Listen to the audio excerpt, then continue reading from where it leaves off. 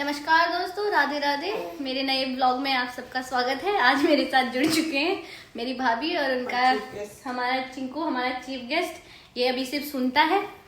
तो आज हम एक बहुत ही इम्पोर्टेंट टॉपिक पे बात करेंगे। जैसे भी आजकल देश दुनिया में जो भी हो रहा है महिलाओं के साथ, तो उसी मामले में हम लोग अपने आपस में ऐसे ही डिस्कस कर रहे थे कि भाई इतना सब कुछ क्यों हो रहा है। तो इन सब के बीच ना हमको ये लगता है कि जो मतलब ज्यादातर में ना जो लड़कियों की फैमिली होती है ना, वो भी उतने ही वो है भागीदार।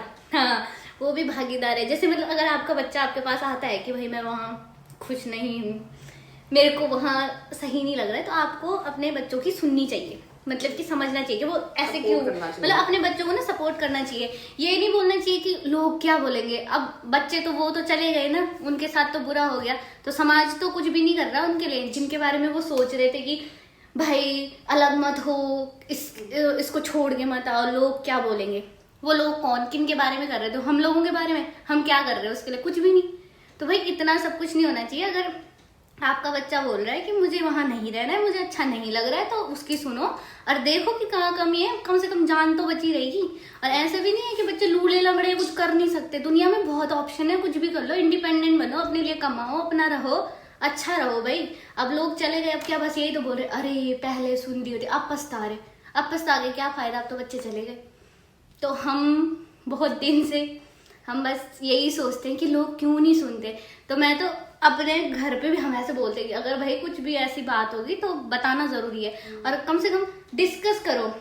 अगर आप लोग नहीं कर पा रहे हो, अपने रोज नहीं कर पा रहे हो घर पे बात, कम से कम हफ्ते में पर ये चीजें जरूर डिस्कस करो कि तुम खुश हो कि नहीं हो, सब कुछ ठीक है कि नहीं है। क्योंकि बहुत से लोग ऐसे सोचते हैं चलो सह लेते हैं, पर कब तक।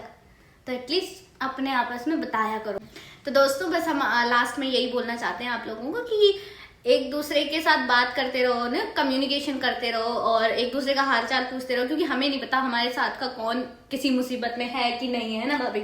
हाँ, और फैमिलीज को हमेशा अपनी बेटियों को इंडिपेंडेंट बनाना चाहिए, पढ़ाना लिखाना चाहिए, ताकि वो अपने पैर पर खड़े रहे और अपना भला बुरा खुद डिसाइड कर सके कि क्या सही है और क्या गलत। और कभी कुछ गलत हो तो अपना एक स्टैंड ले सके, अपने फैमिली को इन्वॉल्व कर सके। और हमेशा अपनी फैमिली से कम्युनिकेशन बना के रखना चाहिए कि अगर कुछ बुरा चल रहा है तो हमेशा उनको इन्फॉर्म रखना चाहिए कि ऐसा ऐसा मेरे साथ हो रहा है, ताकि फैमिली भी आपको सपोर्ट कर सके टाइम पे। सही बात। और जैसे कि सब लोगों को पता है लाइफ एक ही बार मिलती है, तो इसको अपनी लाइफ को ना मतलब अच्छे से एंजॉय करो। ऐसे नहीं कि गलत तरीके से या किसी भी तरीके, क्योंकि जिंदगी एक ही बार मिलती है। तो ऐसे लगना चाहिए ना बुढ़ापे में कि हाँ मैंने अपनी लाइफ अच्छे से एंजॉय की। कोई बात नहीं, टाइम अच्छा बुरा सब तरीके का होता है। लगेगा कि लोग क्या बोलेंगे, पर इतना भी नहीं होना चाहिए कि तुम अब देखो जिनकी लाइफ खत्म हो गई, जो जैसे घर वालों को पता ही था अब जो भी हो रहा है दुनिया में, तो अब तो लोग यही बोल रहे हैं ना कि अरे एक बार बता देती, घर आ जाती। वो आई थी, उसने बताया था सबको, पर हुआ तो कुछ नहीं ना।